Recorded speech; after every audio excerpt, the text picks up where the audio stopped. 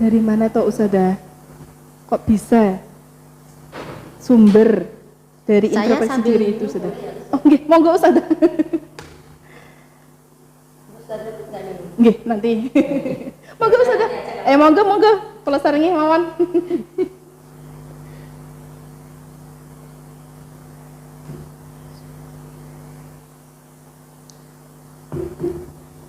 Terus gini Ustazah, dari mana toh sumber introspeksi diri kita itu Ustazah?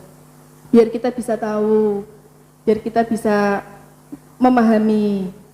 Kita tuh harus seperti ini biar kita bisa berintrospeksi diri gitu. Ya kalau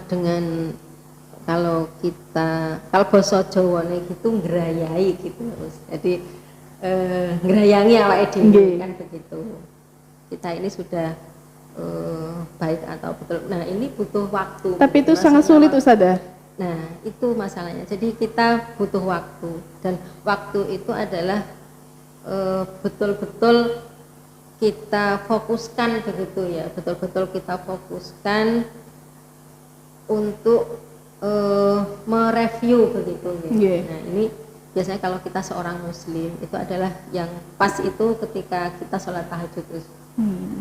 Ketika sholat tahajud seperti merenung gitu ya. Seperti merenung begitu. Jadi kita renungkan perjalanan kita dalam satu hari ini begitu ya. Apa saja dalam yang satu sudah hari dilakukan. tadi mulai dari bangun tidur ya, ketika setelah sholat subuh kita punya kegiatan, beraktivitas. Nah, itu dari sampai mau tidur kita terus sholat tahajud itu seperti itu. Dan kita review begitu ya, kegiatan aktivitas kita pada hari itu, dan disitulah nanti kita akan bisa mengukur begitu ya. Sekiranya apa yang saya lakukan tadi itu, kalau yang kita lakukan tadi adalah hal-hal kebaikan, maka ucapkan alhamdulillah begitu ya, karena kita sudah melakukan kebaikan itu dan meminta begitu ya, meminta kepada Allah untuk diistiqomahkan dengan kebaikan itu. Tetapi apabila yang kita lakukan itu adalah keburukan atau kebatilan begitu ya, jangan apalagi sampai ke menjerumus ke hal-hal yang sifatnya maksiat begitu ya.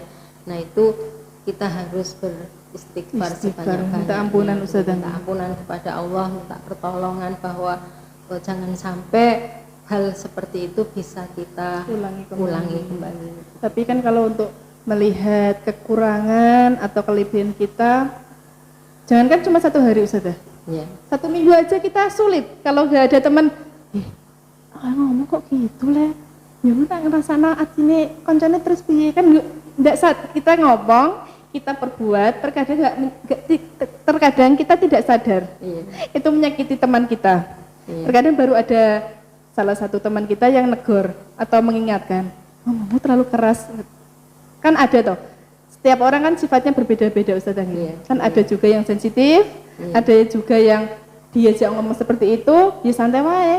Orangnya santai kayak gitu. Itu makanya itu butuh keistiqomahan begitu ya. Itu butuh latihan, butuh dilatih hal seperti itu. Jadi memang butuh benar-benar kita luangkan waktu begitu ya. Kalau seumpama gelas begitu ya, ibarat gelas itu kita harus benar-benar mengosongkan gelas itu begitu ya, supaya kita akhirnya bisa berbenah ya terkait dengan kesalahan-kesalahan yang kita lakukan. Dan pasti setiap orang, setiap kita itu tidak luput dari hal seperti ini. Sehingga semuanya itu butuh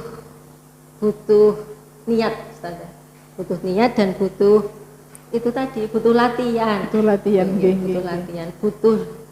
Latihan itu ya berhubungan dengan istiqomah. Ketika kita istiqomah, dan itu tidak semudah membalik telapak tangan gitu.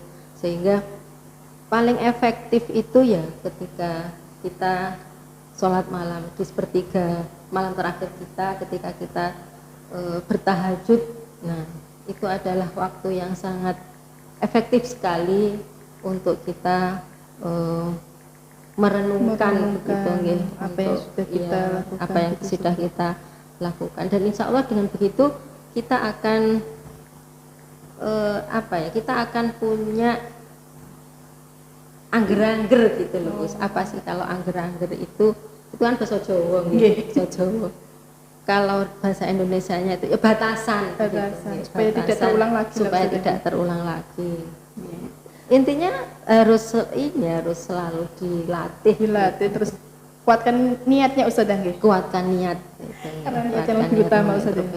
Karena kita seorang muslim itu ya itu tadi begitu nggih. Pada integritas kita sebagai seorang muslim itu adalah ingin berbuat baik gitu nggih. Nah, itu adalah hubungannya dengan hawa nafsu itu tadi. Jadi ketika kita bisa mengalahkan begitu ya hawa nafsu kita, insya Allah. Ya ketika ada bisikan-bisikan yang mengajak ke hal-hal yang kurang baik atau mengajak ke jalan keburukan, gitu, itu adalah hawa nafsu kita begitu. Tetapi kita itu punya hati, gitu, dan hati itu adalah